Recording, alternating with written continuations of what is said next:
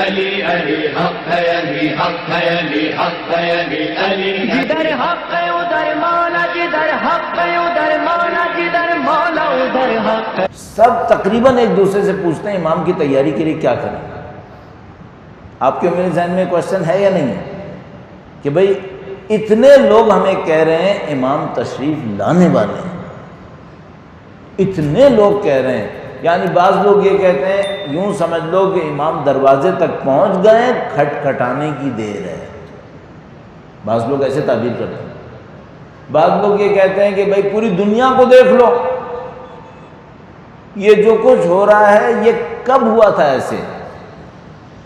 آج جو اہل بیت اطہار علیہ السلام کے چاہنے والوں کی طاقت ہے 1200 سال میں کبھی تھی ایسی؟ نہیں، قطعاً نہیں تھی۔ بھئی یہ جو آپ یہاں بیٹھے ہیں، مجلس سن رہے ہیں، درس سن رہے ہیں، دعا پڑھیں گے، یہ ایسے تھا؟ 15 شعبان کی رات کو ہم لوگ جو سب سے بڑی عبادت کرتے تھے وہ 100-150 روپے کے پٹاخے پھوڑتے تھے، یہ ہماری عبادت تھی۔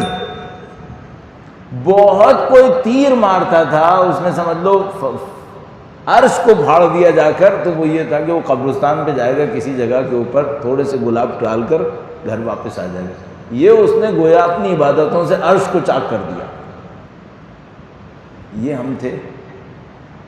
الحمدللہ رب العالمین، آج آپ کو پروردگار عالم نے سکھا دیا کہ بھئی اعمال ہوتے ہیں، نمازیں ہوتی ہیں، دعائیں ہوتی ہیں، 15 شعبان ایک اہم رات ہے، امام کو پکارنے کے لیے ہے، پٹاخے پھوڑنے کے لیے نہیں ہے۔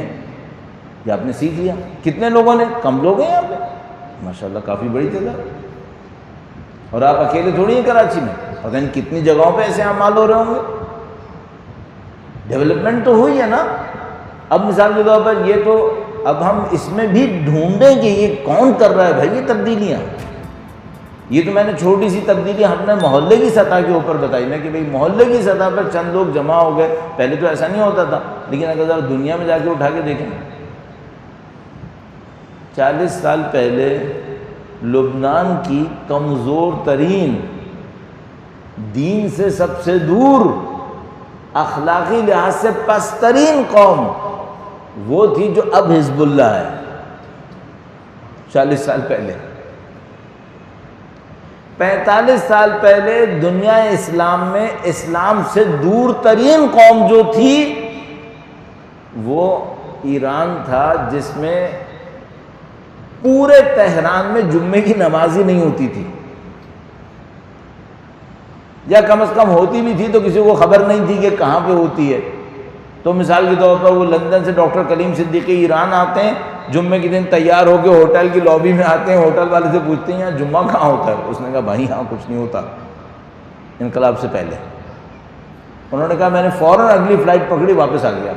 یہ کیسا اسلامی ملک ہے جہاں جمعہ ہی نہیں ہوتا ہے؟ یہ تھا۔ اور فلسطین کیا تھا، اور عراق میں کیا تھا؟ صدام حسین جیسا حکومت کر رہا تھا۔ الحمدللہ رب العالمین، آج ایک سید بزرگوار مرجع تقلید جس سے ملنے کے لیے کیتھولکس کا پوپ چلا ہوا آ رہا ہے۔ یہ 1200 سال میں کبھی ہوا تھا ایسا؟ اچھا اب ایک سوال ہے، یہ سب کر کون رہا ہے؟ یہ ہم یہاں تک پہنچے کیسے؟ ہم تو خیر اب ریکارڈنگ بھی ہو رہی ہے تو میں عوامی لفظ استعمال کرنا ذرا چھوڑ دیتا ہوں، لیکن ابھی میرا دل چاہ رہا ہے ہم لوگ تو کیا پدی اور کیا پدی کا شوربہ، یہ جو بڑے بڑے بیٹھے ہیں یہ نہیں کر سکتے یہ کام۔ یہ جو قاسم سلیمانی جیسے مجاہد کی شہادت ہوئی اور لوگوں کے دل لگا جیسے ان کے ساتھ اٹیچ ہو گئے، بھئی ہمارا کیا قاسم سلیمانی سے ڈائریکٹ کچھ لینا دینا تھا کیا؟ نہیں، تو افسوس کیوں ہوا؟ شہادت کا غم کیوں منایا؟ تو انسان ایک بات سمجھ جاتا ہے، بہت ساری چیزیں پس پردہ کوئی کر رہا ہے،